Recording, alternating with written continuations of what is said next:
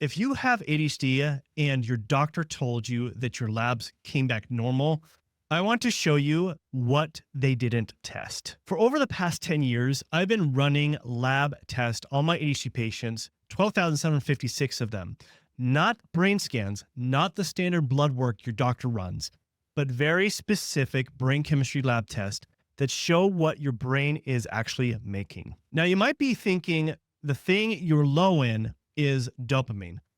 But what I have found is that dopamine was only low in 42.5% of them, less than half, and it didn't even make my top three. Three other things came back even lower to all the way up to 92%, which I'll talk about here at the end. And not one of the three shows up on the blood work your doctor ordered. So if you've been spending hundreds of dollars on supplements and guessing, this is the video that tells you what you're actually low in and why it's been getting worse every year. Let me explain why this happens, because it's the single most frustrating thing my patients bring to me. You go in and you tell your doctor, I can't focus. I crash every afternoon. My memory is worse than it was a year ago. And so they run the standard blood work. Blood count, blood sugar, maybe a thyroid panel, and a vitamin D. Those are good tests. They're just looking for a different thing. They're checking for disease. They're not checking what your brain is making. So the report comes back clean. You get told you're just fine, and you walk out of there knowing you're not fine. The problem is those are the standard blood panels. There's usually about 14 markers, maybe a little bit more. Whereas what I test with my patients is usually about 61 different, more in-depth brain and body chemistry panels. And I'm not telling you this from just a study that I read. These are my own patients that I have worked with over the past 10 years. Same test, same labs, 12,756 of them as of this recording. When you look at that many tests on one condition, the patterns stop being just subtle. They get really loud. The three markers, number one was low in 85.5% of the people. Number two was in 88.6%, and number three was 92%. And dopamine, since that's the one everybody always asks about, like I mentioned, was low in 42.5%. So out of those four things I tested, dopamine is the one that comes up the least. And it's the only one anybody ever talks about. I'm going to go through all three, what each one does to your day, and what brings it back. And I'll tell you right now, the third one is the reason the other two don't work when you fix them by themselves. Almost nobody knows that part. So stay with me to the end. Let's start with the one that explains your afternoon. Fix this one and you'll feel it in about 2 weeks. And I've never seen anybody else test for it. Marker number one is epinephrine, low in 85.5% of the people that we tested. You probably know epinephrine as adrenaline. Most people think it's just the fight or flight chemical, the thing that spikes when someone cuts you off when you're driving. That's true, but that's the small part of what it does. Epinephrine is also what your brain uses to hold attention. Dopamine gets you interested in something. Epinephrine is what keeps you on it after interest wears off. And that's the part that you're missing. So when it's low, here's what your day looks like. You start strong, you can bid a job, or you might be able to run a meeting or read contracts for a while. And then somewhere in the early afternoon, it just stops. Not tiredness exactly, more like the engine won't catch.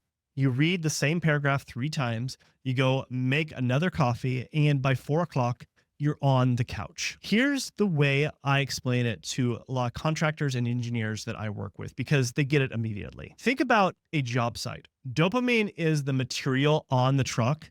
It's the drywall, the pipes, the fittings, the raw supplies. Whereas epinephrine is the crew that actually installs it. Now, you can have a full truck and still build nothing if the crew doesn't show up. That material just sits in the driveway all day. And if somebody comes out to inspect the site, what do they see? A full truck, plenty of material. They tell you the site is well stocked. Nothing seems to be wrong here. That is exactly what a normal dopamine reading looks like on a lab report. Full truck, no crew. And it's why in 57.5% of the people I test, dopamine comes back fine. And they still can't finish a workday. That number is the whole reason this keeps failing.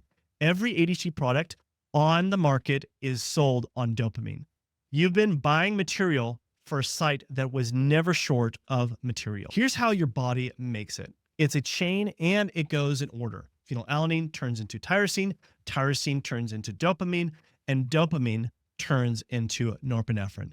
And then norepinephrine turns into epinephrine. That very last step is the one I see fail over and over. It needs a certain helper to happen. And when that helper isn't there, everything backs up right before the finish line. So the answer isn't more dopamine, and it isn't a bigger dose of your medication. More material doesn't hire you a crew.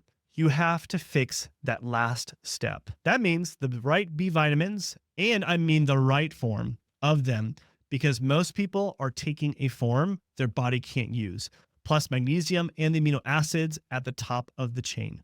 But the form and the dose depends on what your own test says. That's why I can't just give you a number in a YouTube video. If you want the plain English version of these markers and know what other labs to run for your ADHD, then go ahead and download my free ADHD lab protocol guide that walks you through everything, and the link is in the description below. Now, the second marker, this one is why so many of my patients tell me their medication worked great for 6 months and then quit on them. And understanding it will save you from a very expensive mistake. Marker number 2 is phenylethylamine, also known as PEA. It's low in 88.6% of people we tested. Your brain only makes a tiny amount of PEA, and its whole job is to make your own dopamine and norepinephrine hit harder. Think of it like the volume knob, which without it, the signal is still there. You just can't hear it. When PEA is low, the specific complaint I hear is flatness, not necessarily depression. People are careful distinguishing it. They'll say, I'm not sad. I just don't care about anything the way I used to. The projects that I used to be interested in are just tasks now. Golfing is still fun. Just everything else seems like work and administrative work. And here's what this means. If you're on medication, your medication doesn't make any of this. It only releases what you already have. So if your PEA and your epinephrine are both low, your medication is spending out of a bank account that's almost completely empty. It works, yeah, it really does, right up until the account runs dry. And then you need a bigger dose to get the same day out of it. You've been told that's just your body getting used to the drug. It isn't. You're running out of supply is what's happening. Which brings me to why this is worse now than it ever has been for you. Your body has a cleanup crew whose job is to break PEA down. And that cleanup crew gets more aggressive every year you age. That part is well documented. So think about what that does to you. You're making less of it and you're destroying it faster at the same time. Same brain, same person. The math just keeps getting worse on you as you get older. So a real quick example, a patient sat down with me and told me, I have felt a big change in the last 6 months of things getting worse from my brain. And I don't think he's actually imagining it. And I don't think it's a start of dementia. I see this all the time. In most of the men I test, it's 2 numbers that dropped. I can measure them and I can bring them back up, but nobody can fix a number that nobody ever measured. Now, here's the good news. PEA is built out of phenylalanine, the exact same thing that starts the epinephrine chain. I just showed you. One thing at the top, feeding 2 of the main 3 markers. That's why people are usually surprised at how big the change is. You're not fixing one thing, you're fixing the one place that both of them come from. Now, the third one, this is the most common of all 3. It's the one no ADHD doctor is looking at, and is the reason the first 2 don't hold when people try to fix them alone. Marker 3 is cortisol, low in 92% of the people we have tested and that I've ran. And I have to clear something up here because cortisol gets a bad name. Everybody thinks cortisol is the stress hormone you want less of. Cortisol is your get up and function hormone. It's supposed to be high in the morning and fall through the afternoon and be low at night. And this is why I test this throughout the day. Not one blood draw gives you 1 dot on a page. What I need is a shape so I can take 4 samples across one day and see what's truly going on. You can look perfectly normal at 9 in the morning and still have a whole rhythm backwards. One test catches that. The other one never will. And the other one is what you have right now and not getting the in-depth look at your cortisol levels. So what is a healthy cortisol curve look like? It is where it's high when you wake up, gentle slope down throughout the day, and lowest at bedtime. But here's what I see in my adult ADHD patients. It's usually flat, low in the morning. So then they need 2 cups of coffee before even their day starts. And so they can function as a person. Then it falls off a cliff mid-afternoon. That's your 4 o'clock crash. And it's not psychological. And then because the rhythm is inverted, it comes up in the evening, which is why you're wired at 10 at night and can't get up at 7. And if you've been wondering why you can't lose that last 20 pounds, no matter what you eat, this is that too. When this curve goes flat, your blood sugar swings all day long and it will beat every diet you try. So you weren't short on willpower. You were fighting your own morning. These 3 markers cannot be guessed. Not by me, not from a video. Some people need more raw material. Some people need the helper for the last step. And for some people, the whole problem is that cortisol curve. And here's the thing. Those 3 men who walk in to my office look exactly the same. Same story, same symptoms, completely different test results. That's the reason I stopped guessing and started testing. So if you'd rather see your own numbers than keep trying things off the internet and guessing, you can book your first brain chemistry assessment with me so you don't have to guess anymore and actually find the root cause. And that's in the description below. Now, let me close the loop I opened at the start because this is the part that changes how you think about all of it. These 3 are not 3 separate problems.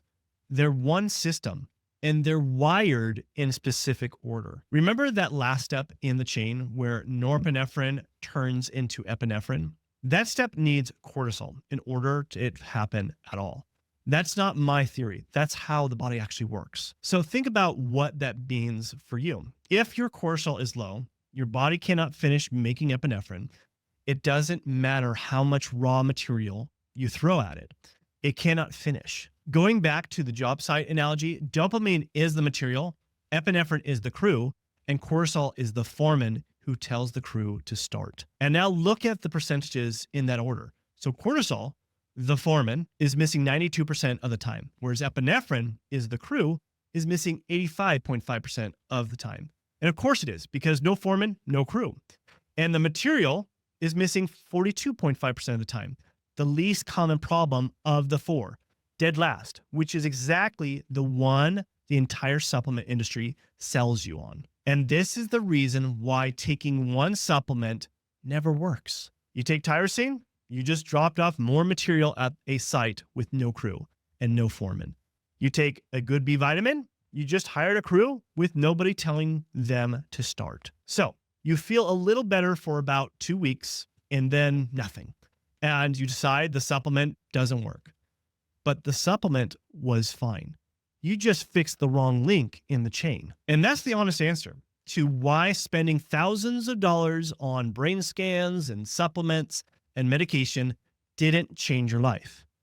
A picture of a job site doesn't tell you if the material is missing or the crew or the foreman. So the plan they handed you afterward was built off of a photo instead of your true data of measurement of what is deficient is going on. But when you fix all 3 in the right order, the cortisol rhythm first, then the last step, then the raw material, that's when people tell me it feels different than everything else they've tried. And it's not because I'm doing something secret. It's because it's the first time anybody actually found out which link was broken. So out of 12,756 panels, cortisol is low in 92%, PA low in 88.6, epinephrine low in 85.5, and dopamine, the one you came here thinking was the problem, low in 42.5. And not one of the top 3 appears on your standard blood work that your doctor's running, which is why you were told you are normal. Let me tell you why I run these tests at all.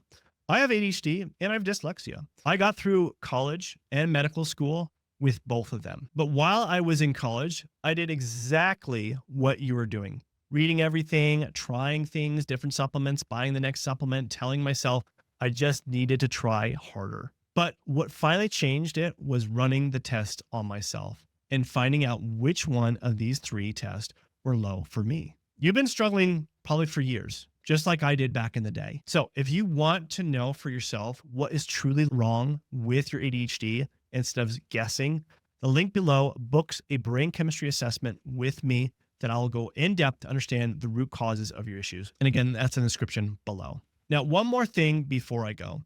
I only talked about 3 different tests, but ADHD is more complicated than that. There are more tests that have to be looked at in order to bring full balance to your ADHD brain. So watch this video next, where I talk about the critical labs every person with ADHD should get. So watch this video next.